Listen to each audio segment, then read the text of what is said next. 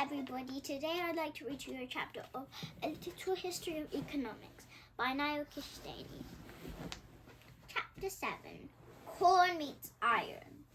The French historian and traveller Alex de Tocqueville was amazed by the signs of a new society that he found when he visited Manchester in the 1830s. Tall factories pumped out smoke and soot over the streets and houses. All around he heard the sounds of industry, the crunching wheels of machinery, the shriek of steam from boilers, and the regular beat of the looms. Factories like the ones in Manchester transformed Britain's economy over the 19th century. Factory owners bought the tools and the machines needed to make goods, clothes, glass, and cutlery, and paid wages to the workers who streamed in every day from the surrounding cottages. Goods were made more cheaply and new ones invented. Men, women, and children left the farms and moved to the expanding towns. There they toiled alongside steam-powered machinery and were ruled no longer by the rising and the setting of the sun over fields, but by the clocks and schedules of their employers.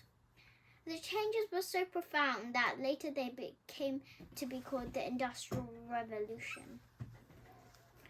Beyond the town was the countryside, where the wheats needed to feed the factory was grown.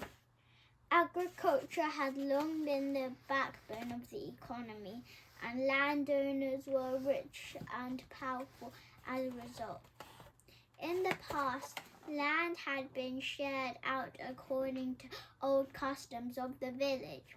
Bit by bit, though, landowners enclosed areas of land to create large farms, and the village farmers and shepherds became labourers hired to work on them for wage. Capitalist farmers employed the labourers and produced crops to sell for a profit, not to eat from themselves.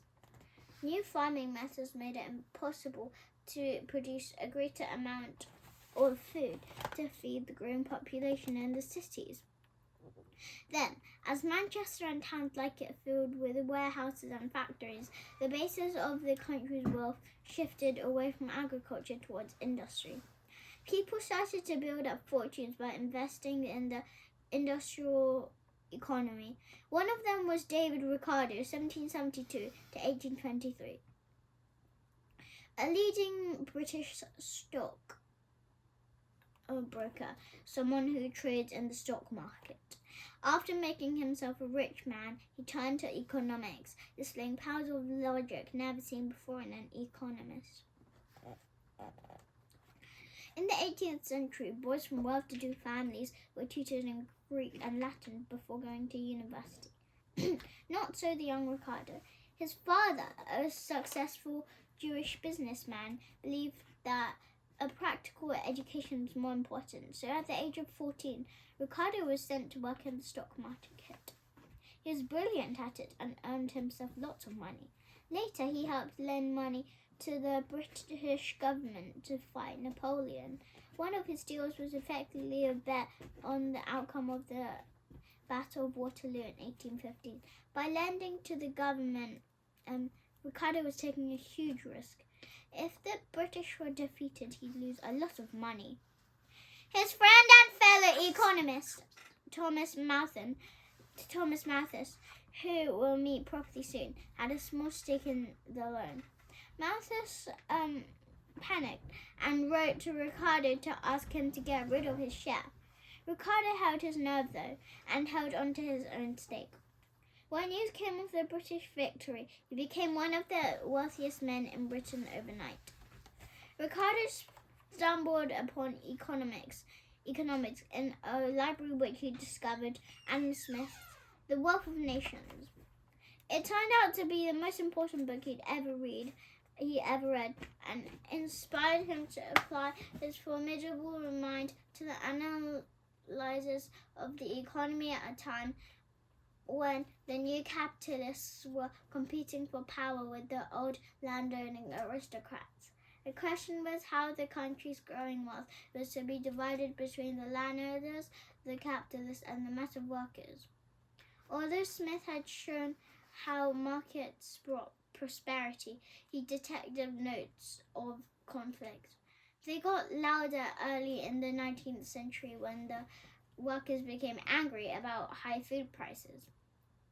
Some people thought that high food prices were caused by the high rents earned by landowners, which pushed up farmers' costs. Ricardo disagreed, claiming that it was the other way around. High food prices caused high rents. Ricardo believed that the landlords were getting the lion's share of the nation's wealth at everyone else's expense because food was so costly. Lowering rents would do nothing to correct the imbalance. To explain his logic, Ricardo asked us to think of the economy as a giant farm producing grain. Landlords rent land to capitalist farmers. The farmers hire workers to dig the earth and sow the seeds, and then sell what they produce. When the population increases, more grain is needed. Land is in short supply, so to grow more, the farmers resort to growing grain in less fertile areas. Grain gets harder to produce, so its price rises.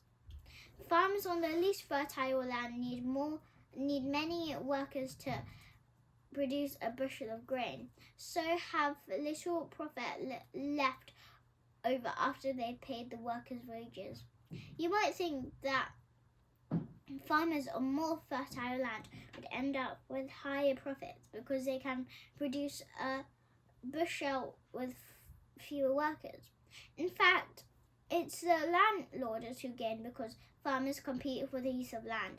If there were farmers making really high profits because they were on fertile land, then other farmers would offer to pay landlords a high rent to use that land. Hence, high grain prices boost the rent earned by landlords, not the profits earned by the capitalist farmers. What about the capitalists who own factories in towns? Their profit falls too because the high price of grain makes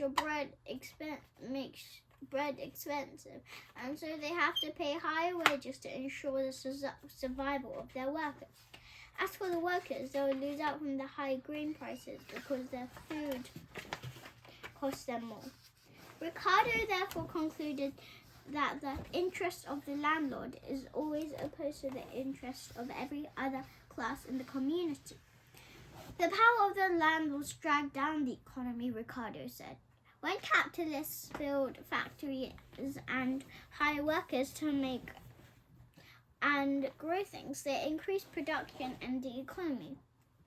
But with lower profits, the capitalists have less to spend, and so wealth creation slows down.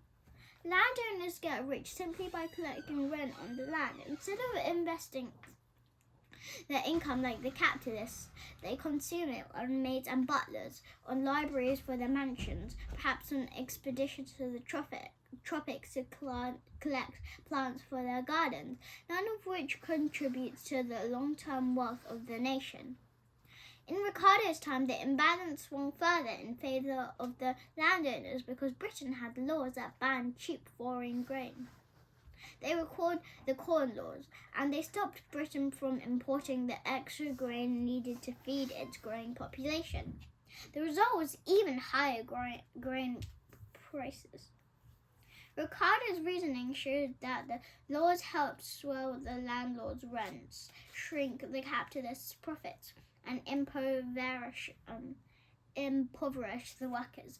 In 1819, a demonstration was held in St. Peter's Fields in Manchester, demanding the vote for all and the end of the Corn Laws. The protest turned into a bloodbath when soldiers fired into the crowd, killing several and injuring hundreds. Looking to the Battle of Waterloo, the incident came to be known as the Peterloo Massacre. The same year Ricardo became a member of Parliament, he put forward his solution to the country's problems to do away with the Corn Laws. It would help make Britain the happiest country in the world, he said. His proposal fell on deaf ears. People weren't used to hearing arguments based on strict and economics analysis. To many, they seemed rather removed from reality. A fellow member of Parliament said that Ricardo had argued as if he was dropped from another planet. People still grumble about economists for the same thing. Eventually, he won the argument and Britain scrapped the Corn Laws, but not until the middle of the 19th century, decades after his death. According to Ricardo, what would happen if the Corn Laws were removed? Cheap foreign grain would flood in. Workers wouldn't have to struggle with high food prices. Capitalists would have a lower wage bill because their workers wouldn't need to spend so much on food. Capitalist profits would increase and they'd start investing again. Wealth creation would speed up. Without the Corn Laws, the country would buy in free, cheap foreign grain and produce less of its own grain. Growing all your own grain didn't always make sense, said Ricardo.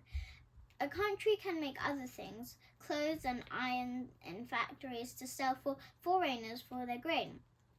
If Russia can produce grain more cheaply than Britain, and Britain can produce iron more cheaply than Russia, then it's easy to see that both countries gain when Britain just makes iron and Russia just grows grain, and the two countries then trade iron for grain. Ricardo's clever reasoning took this a step further. Both countries could gain from trade, even if one of them was better at producing both grain and iron. To understand his logic, imagine that you and a friend are given a chore to do. To move some heavy boxes from the garage and to sweep the floor. You can shift boxes faster than your friend. You are also faster at sweeping up. Should you sweep up and shift boxes? Not necessarily. By sweeping, you'd give up making fast progress on moving the boxes. Your friend, however, in sweeping a meter of floor, might not give up as much in terms of the number of boxes moved. Perhaps in the time your friend takes to sweep a meter of the floor, she can move 2 boxes. In the time that you take to sweep a meter of the floor, you could move 5. Relatively speaking, your friend has an advantage over you in sweeping. She has a comparative advantage in sweeping, even if in absolute terms she's worse at it.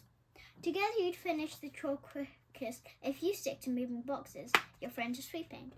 The same logic implies that if Britain has a comparative advantage in Russia and in iron and Russia in grain, then Britain should make just iron and import its grain from Russia, and Russia should just grow grain and import its iron from Britain.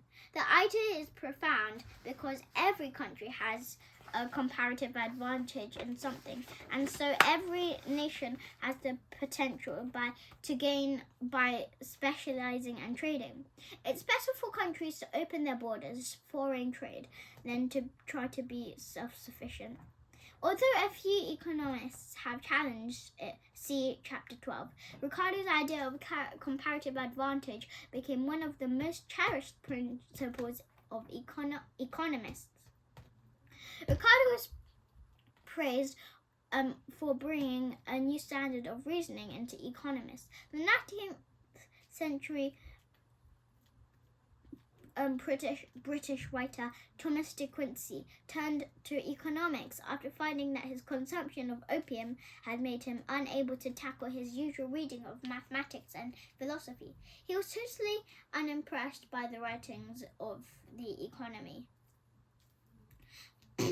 He said that anyone with a bit of sense would throttle the daft economists and bray the fungus heads to powder with a lady's fan.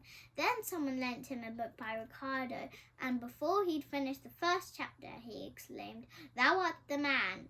Ricardo's style of thinking was to begin from a simple starting point. Pieces of land are of varying fertility, for example, and to see where it led, never leaving the path of strict logic. De Quincey praised him for using logic to find economic laws, rays of light in the chaos of facts and history. Many of Ricardo's starting points were discarded later by later economists, but his method of building up a long chain of cause and effect became that of economists. His friends often said that he didn't care much for winning arguments, only for using reason to find the truth, even when the truth went against his own interests. In 1814, he bought a 5,000-acre estate from which he earned a tidy income. Ricardo had become a landlord, but his position didn't stop him from arguing tirelessly for free trade, something that would threaten the wealth he had earned from his own land, but which his principles of economics had shown to be right. That's all for today. Bye-bye.